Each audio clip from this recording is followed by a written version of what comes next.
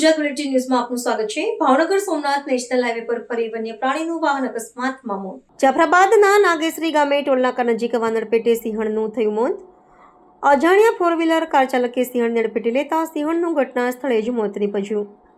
સિંહણના મૃતદેહને Babarkot animal care centre ખાતે ખસેડાયું। વાહન ચાલક અકસ્માત સર્જી ફરાર થયો। સિંહણના મોતને લઈ વન વિભાગની ટીમ ઘટના સ્થળે પહોંચી। 1 મહિનામાં નેશનલ હાઈવે વન્ય પ્રાણી અકસ્માતની બની ત્રીજી ઘટના। વન વિભાગની કામગીરી સામે સવાલો ઉઠ્યા। હાલ વન વિભાગે અજાણ્યા વાહન ચાલકની શોધખોળ હાથ ધરી। મારું નામ પ્રતાપભાઈ વરુ। અત્યારે આ 1 મહિનામાં ત્રીજી ઘટના બની છે। પહેલાં હેમાળ નજીક સિંહણનું વાહન અકસ્માતે મૃત્યુ પામી છે। એ પછી અત્યારે 6 દિવસ પહેલાં બાલાની વાવ નજીક વાહન અકસ્માતે દીપડીનું મૃત્યુ થયું છે। આજ રોજ નાગેશ્રી નજીક ટોલ પ્લાઝા પાસે વાહન અકસ્માતે હમણાં જ સિંહણનું મૃત્યુ થયું છે।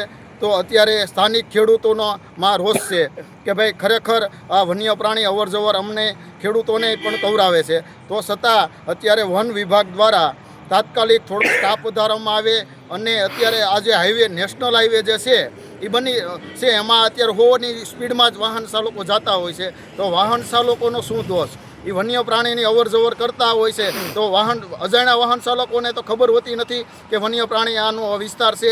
તો વાહન ચાલકોને ભોગ બનવો પડે છે।